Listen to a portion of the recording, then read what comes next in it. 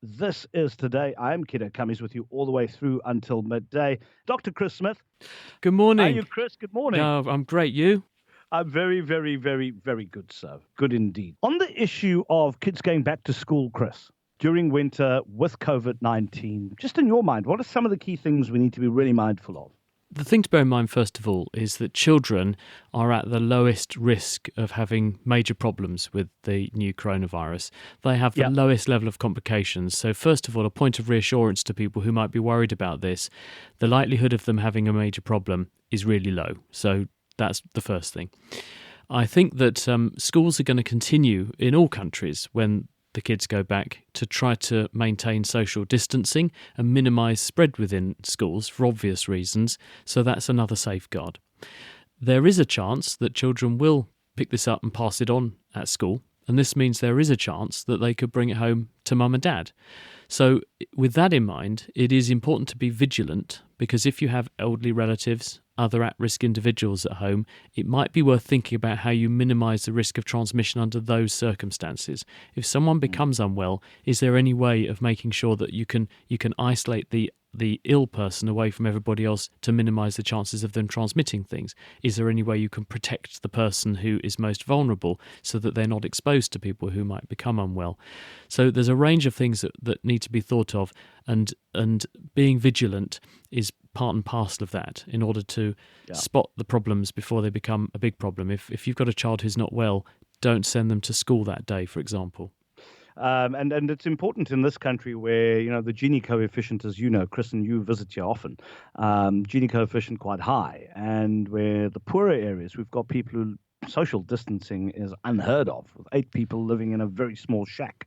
And you don't want those students going home, taking them to elderly people or other people with comorbidities. Yep. Because that could spread in that area quite effectively. Well, Singapore have shown this, haven't they? Because Singapore did very well to control their infection in the first instance, and then they relaxed things, and they've seen a big upsurge. But then you ask, well, where's the upsurge occurred? And it's actually among guest workers who have been living in really high-density accommodation. And that shows that this preys on close proximity of people to spread. So you're quite right to highlight the fact that it's very, very, very difficult for some people under certain living conditions to observe social distancing. And under those circumstances, people have to do their best and try to maximise standards of hygiene and so on, and keep away from people who might be infectious. But we all appreciate it is very, very difficult, and some people don't have the luxury of being able to say, I'll just use my third bathroom for the kids to go in or something like that. I mean, the sad thing in this country is that our one bedroom is probably, the size of 2 shacks where 12 people live. And that is the reality of South Africa. I've got a call from Pat in Simonstown. Pat, good morning. Good morning. I'm very interested in Chris's opinion of masks. As of from today, it is obligatory to wear them. I have seen a couple of things in newsletters that I subscribe to from the States, from medical people, who say that unless it's a surgical mask that fits the face properly, it's really not much use. And the only problem is when it's open at the sides and there are gaps when you move, if the droplets are nearby, it could be trapped behind, whereas you would be better with open air. What is your opinion? Hello, Pat. The answer to this is that we are of the opinion, and there is some evidence that's now coming through as people begin to survey the literature in more detail, that there might be a protective effect, but it's small. But the protective effect is chiefly that you're protecting other people when you wear a mask. It's not for the benefit of the wearer, it's for the benefit of those around you. Yep. And the reason or the rationale behind this argument is that when you cough and splutter and spray out virus particles and droplets that contain virus particles, they go into the air and other people can breathe them in. And for the reason you've highlighted, very often the masks have gaps all over the place, and also the material is not very good at filtering out droplets or tiny particles. So wearers of masks are not really protected. But people who are spraying out those droplets, if they've got to force the droplets through the mask, it will help to mitigate the spread from that person.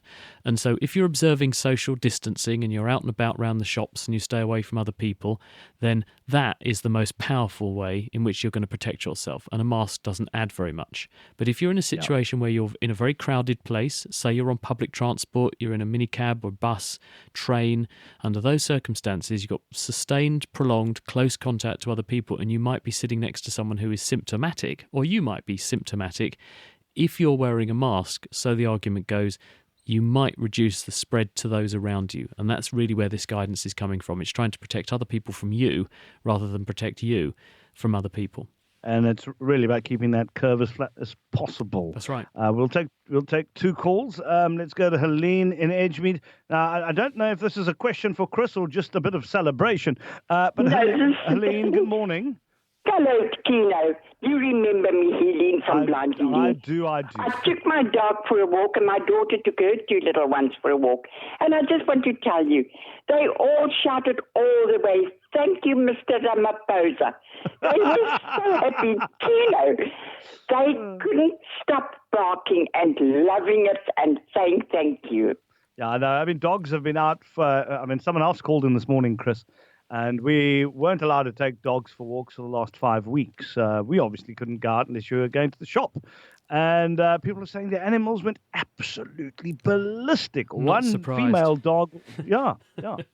One female dog went absolutely crazy when the males walked by. So it's normally the other way around, because I've got a boy dog. He's growing up. He's still a puppy at the moment, but he's already. Yeah. I think we're going to have a problem with this one.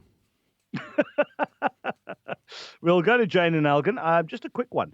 We talk about masks and how protective they are, right? And obviously you said it's about keeping the curve as flat as possible and not spreading COVID-19. But what about the N95 mask? What makes that so special? And how does that compare to the KN95 mask from China? I've no idea about that, to be honest with you. But what I can say is that masks fall into several categories, and they vary in terms of the level of protection afforded to the wearer. And it goes from masks that are very good at protecting other people from you through to masks that are very good at protecting you from other people. And the kinds of masks that healthcare professionals will be wearing when they're in hospital caring for very sick people who may be very infectious, those will be FFP3 masks. Those ones form a really tight seal around the nose and mouth, and when combined with eye protection to make sure virus doesn't land on your eye, infect your eye tissues, or drain into your nose and infect your nose via that route, those masks and the material they're made from have a really high stringency. They can exclude particles and droplets smaller than the sizes of these viruses. So as a result, they protect the wearer very well. The kinds of surgical masks that we often see people wearing, they're quite good at arresting big stuff that you blow out from your nose and mouth, and that's why surgeons wear them, because they don't want to cough and splutter into the abdomen of the person they're operating on and put potentially bacteria and big stuff into their patient. Although you often see people pull them down and they've got the mask dangling below their nose, which always baffles me, but hints to the point that they are very uncomfortable to wear for prolonged periods of time. But because they're there to act as a barrier from stuff spraying out of the nose and mouth, they are designed to make it easy to breathe in, and they do that by having gaps around the side of the mouth.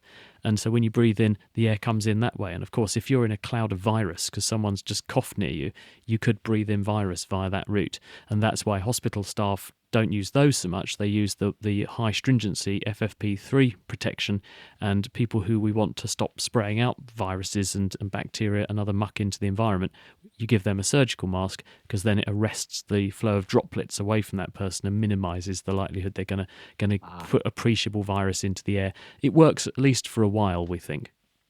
We are joined by the amazing Dr. Chris Smith, the Naked Scientist, and we'll tell you where to get him online. If you're new to the show, you have to go and check out his stuff. It's actually quite fabulous. Let's go to Mavis in Gordons Bay. Hi there, Mavis. Okay, sorry about that. No problem. Quite a few of us were discussing that we're dreaming horrific dreams since this lockdown has happened. Is that anything to do? I know it sounds a simple, stupid question, but we're really having nightmares. I had one too, so no. I think, and my wife did too, by the way. Yeah, lots of people are saying So this. this is obviously something that, what is causing it? That's what I thought Chris could answer. Maybe, Chris, lockdown for 5 weeks. In good company, Mavis. Other people are saying the same things. There's a number of reasons to account for this. One of them is that people are going to bed earlier because they feel that they've got less to do, and then they don't want to watch the news because it's the same old stuff again and again and again. More bad news, so people are heading off to bed earlier. So they're actually sleeping for longer, so they're having more detailed dreams, because your most detailed, richest dreams happen latest in your sleep cycle. And some people don't sleep for long enough to get to that stage very often, because they're chronically deprived of sleep. So we're offering ourselves a chance to sleep properly for the first time in ages in many cases. There's also less noise in the mornings because there's no traffic or less traffic. So people are tending to sleep more naturally and sleep better. So they're having richer dreams. And also, when you're stuck indoors with less stimulation going on and less to distract you, you're more likely to ruminate over things that are bad. And then during the nighttime, those sorts of things may resurface under certain circumstances in your sleep pattern and cause dreams, and rich dreams, and in some cases nightmares. You tend to remember the ones that are worst because they make an impression on you. Ones that are just kind of gobbledygook type dreams that we all have, most people put them out of their mind and just think, oh, that was a daft dream, wasn't it? But you remember the nightmares because they make a big impression on you. So I think it's a combination of the fact that we're all sleeping slightly differently, therefore having more opportunity to dream, and we're remembering the ones that make an impression on us, the really nasty ones, and possibly the nice ones as well, and therefore we think we're dreaming more, but we're probably not. We're probably just noticing it more now. Okay, wonderful. Thanks for that, Mavis. Have a wonderful, safe weekend. Okay, let's move on to Amanda in Somerset West. Hi, Amanda. Good morning. Yes, hi, good morning. My question just is, as we start to gradually go back to work, a lot of us work in workspaces that are open plan. Would Chris say that the partitions, the screens that we have between our desks, would they be better if they were plastic or perspex, or is a fabric-based screen, does that give enough protection? And what height would he say that we would need, if we set at a desk? How do we effectively, manage to go back to work safely if we're in an open plan office or even a call centre? Yeah, good question. Tricky one, Amanda.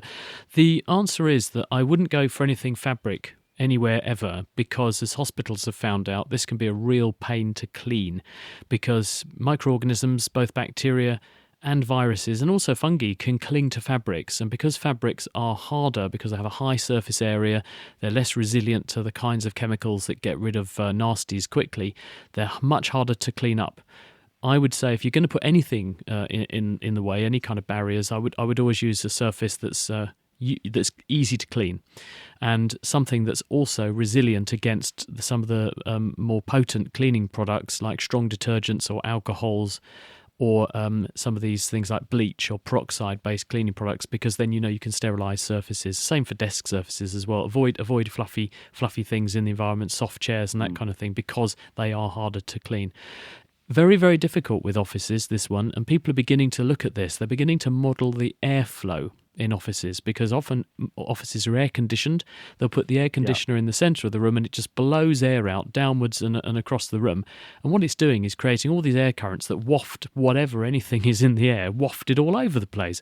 And even if you do observe a 2 metre social distancing from somebody else, their airflow, because of the airflow in the building, pretty soon becomes your airflow.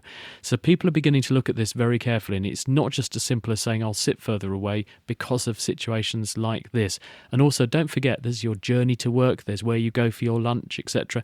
Many other factors. So this is not going to be easy. And as one of our former government ministers, David Willits, was telling me on a programme we made at the weekend, the repercussions of this industrially will be enormous. We're potentially telling our airlines to run their aeroplanes with every other seat vacant. We're telling our underground and our train operators to wall off every other seat so that people are forced to stay away from each other.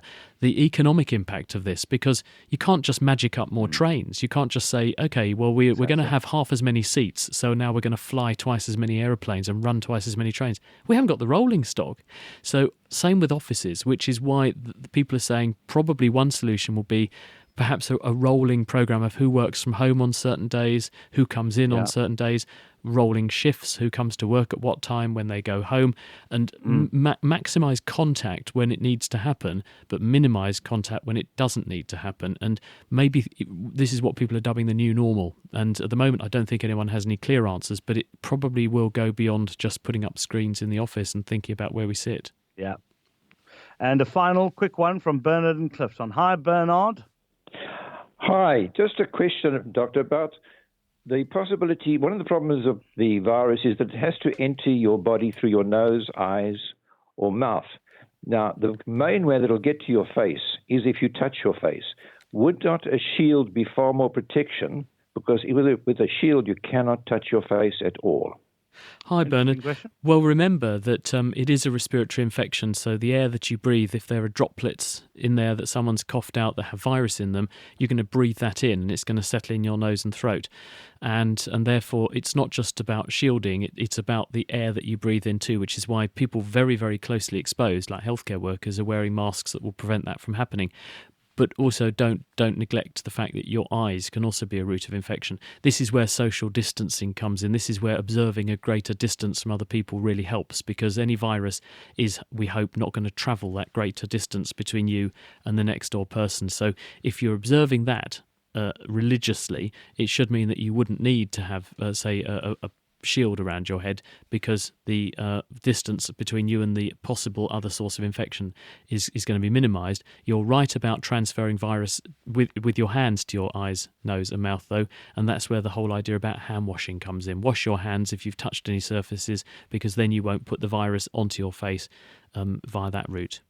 Great having you as always, Chris. Have a safe weekend, sir. Thanks, Kino. Have a great weekend, everyone. Stay safe, stay well, and see you next time.